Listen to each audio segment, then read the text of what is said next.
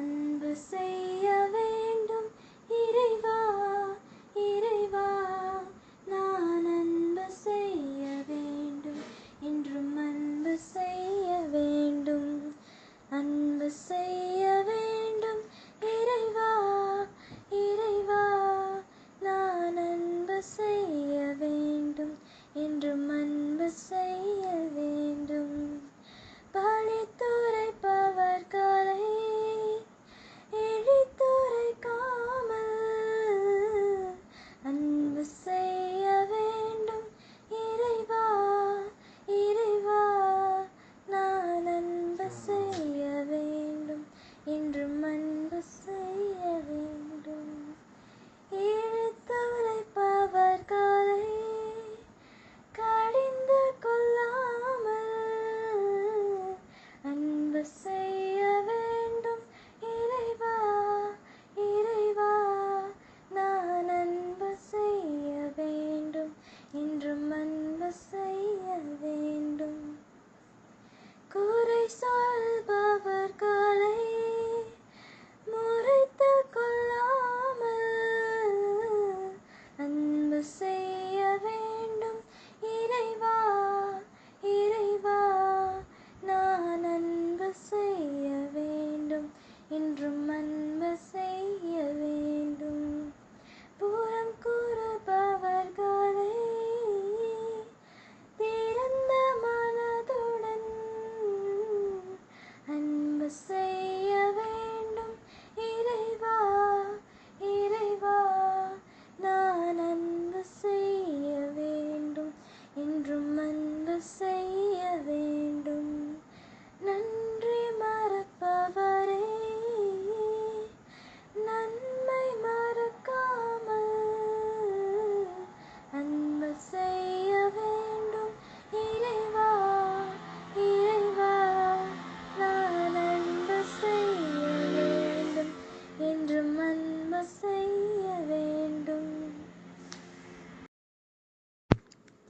கிறிஸ்துவுக்குள் மிகவும் பிரியமான சகோதரிகளுக்கு இந்த நாளின் காலை தியானத்துக்கென்று கர்த்தர் நம்மோடு பேசுகிற வேதவசனம் எசேயா தீர்க்கதரிசியின் புத்தகம் 52 அதிகாரம் 8 வசனம். உன் ஜாமக்காரருடைய சத்தம் கேட்கப்படும், அவர்கள் சத்தமிட்டு ஏகமாய் கெம்பீரிப்பார்கள். ஏனென்றால் கர்த்தர் சீயோனை திரும்பி வர பண்ணும்போது அதை கண்ணார காண்பார்கள். இந்த பகுதியில் பார்த்திங்கன்னா ஒரு அருமையான வார்த்தை ஆண்டவர் சொல்கிறாரு. என்னென்னா, சீயோனை திரும்பி வர பண்ணும்போது கெம்பீர சத்தமாக ஆர்ப்பரிப்பாங்களாம். இப்போ நம்ம ஒரு பாவியின் மனம் திரும்பி ஒரு பாவியின் நிமித்தம் பரலோகத்தில் மிகுந்த சந்தோஷம் உண்டாகும் என்று சொல்லப்படுது. அதுபோல் நம்ம வீட்டில் ஒருத்தவங்க ரொம்ப ஏதோ ஒரு கெட்ட பழக்கம், குடிப்பழக்கத்துக்கோ இல்லை எதுக்கோ ஒன்று அடிமையாக இருக்கிறாங்க.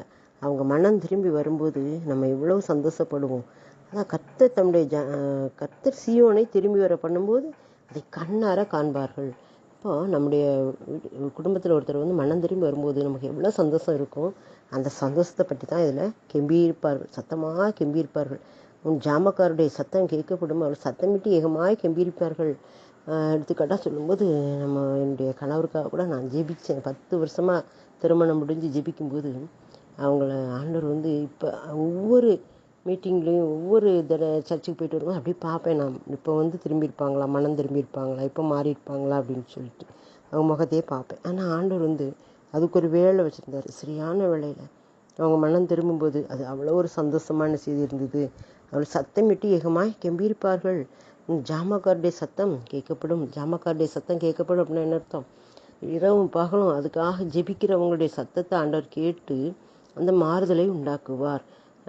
நம்ம சில காரியங்களுக்காக ஜெபிக்கும்போது இரவும் பகலும் அப்படி ஜாமக்காரருடைய சத்தம்னா ராத்திரியில் அப்படி வேதனையோடு ஆண்டோடைய பாதத்தில் விழித்திருந்து காத்திருந்து வேதனையோடு மன வியாகுலத்தோடு ஜெபிக்கிற ஜெபத்தை ஆண்டவர் கேட்டு பதில் கொடுக்கும்போது அதில் அவ்வளோ ஒரு கம்பீரமாக இருக்கும்.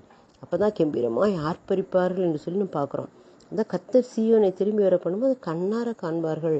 அப்போ தான் நமக்கு அவ்வளோ ஒரு சந்தோஷம். எப்படி நம்முடைய கண்களுக்கு அது ஆச்சரியமாக இருக்கும். அப்படிப்பட்ட காரியத்தை என்னுடைய வாழ்க்கையில் நான் அனுபவிச்சிருக்கேன். அதே இதை நீங்களும் உங்களுடைய குடும்பத்தில் உங்கள் பிள்ளைகளுக்காகவோ உங்களுடைய உறவினர்களுக்காகவோ இல்லை உங்களுடைய கணவருக்காகவோ இல்லை உங்களுடைய மனைவிக்காகவோ ஜெபிக்கும்போது அந்த இரவில் அப்படி உட்கார்ந்து ஆண்டோடைய பாத்தில் கண்ணீரோடு ஜெபிக்கும்போது அதனுடைய பதிலை பெற்றுக்கொள்ளும்போது அது ஏகமாய் கம்பீரமாக இருக்கும். அடுத்தால கண்ணார் நம்ம அதை காணும்போது அது ரொம்ப ஆச்சரியமாகவும் இருக்கும். இது வந்து நம்ம மனம் திரும்புதலுக்கு மட்டுமல்ல, ஒரு பெரிய வியாதியிலிருந்து ஆண்டவர் விடுதலை கொடுக்கும்போது, ஒரு பெரிய பிரச்சனையிலிருந்து ஆண்டவர் விடுதலை கொடுக்கும்போது இந்த மாதிரி ஒரு காரியத்தை நம்ம அனுபவிக்கலாம். ஜாமக்காருடைய சத்தம் கேட்கப்படும். ஒரு பிரச்சனை நம்ம வீட்டில்னு வச்சுக்கோங்க, அப்போ நைட்டில் தூக்கமே வராது. அந்த பிரச்சனைக்காக நம்ம ஜெபிச்சுக்கிட்டே இருப்போம், அழுதுகிட்டே இருப்போம் ஆண்டோடைய பாதத்தில்.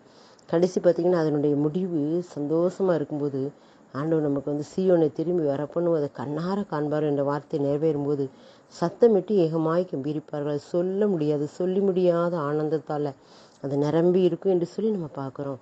என்னுடைய வாழ்க்கையில் கூட ஒரு பிரச்சனைக்காக நான் என்னுடைய வாழ்க்கையில் அநேக பிரச்சனைகள் வந்துச்சு. ஆனாலும் கூட நான் வந்து என்ன செய்வேன், ஆண்டோடைய பாதத்தில் உட்காந்து ஜெபிக்கும்போது வார்த்தைகளை கேட்டு வார்த்தைகளை விசுவாசித்து அதை எழுதி வச்சுருவேன்.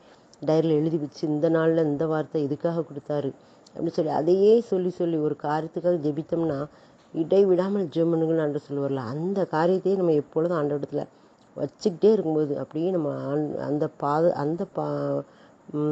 அந்த ஒரு காரியத்தையே ஆண்டோடைய பார்வையில் வச்சுக்கிட்டே இருக்கும்போது அதில் விடுதலை கிடைக்கும். ரொம்ப சந்தோஷமாக இருக்கும். அப்படி ஒவ்வொரு காரியத்திலும் ஆண்டவர் நான் விடுதலை பெற பார்த்துருக்கிறேன், விடுதலை கிடைக்கிறத நான் பார்த்துருக்கிறேன். என் வாழ்க்கையில் வேலை பார்க்குற இடத்துலையும் சரி, வாழ்க்கையின் காரியங்கள்லையும் சரி, பிள்ளைகளுடைய காரியங்கள்லையும் சரி, எந்த காரியத்திலையும் வந்து நான் ஜாமக்காருடைய சத்தம் கேட்கப்படும் என்று சொன்ன வார்த்தை நம்முடைய இரவில் அவருடைய பாதத்தில் காத்திருந்து கண்ணீரோடு இருக்கும்போது அதனுடைய பதில் வரும்போது ஏகமாக கம்பீர சத்தத்தோடு அதை கண்ணார காணும்போது நம்முடைய வாழ்க்கையில் அது ஒரு சந்தோஷம்.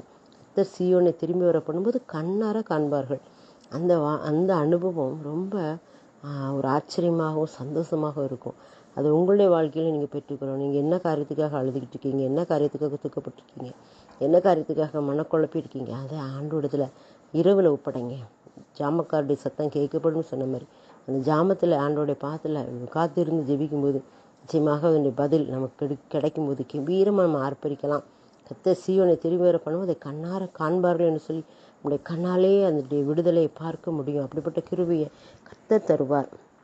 அதுக்கு நாம் நன்றி சொல்லுவோம். ஆமென். சீயோனே உன் வாசல்களை ஜீவதேவனை நேசிக்கிறார், சீர் மிகுந்திடுமே சுவிசேஷந்தனை குறி உயர்த்திடுவோம் உம்மையே. சீர் மிகுந்திடுமே சுவிசேஷந்தனை குறி உயர்த்திடுவோம் உம்மையே. இதோ மனுஷரின் மத்தியில் தேவாதி தேவனை வாசம் செய்கிறாரே. அப்பாமே நன்றியோடு துதிக்கிறோம். எங்கள் மத்தியில் வந்து நீர் வாசம் செய்யும்போது நாங்கள் ஆண்டவரே கம்பீர சத்தமாக ஆர்ப்பரிக்கிறோம். சீயோனை நாங்கள் பார்க்கும்போது கர்த்தர் சீயோனை திரும்பி வரப்போன்னு கண்ணார காண்பாடு என்ற வார்த்தையை எங்களுடைய வாழ்க்கையில் நிறைவேற்றுகிறீர். அதுக்காக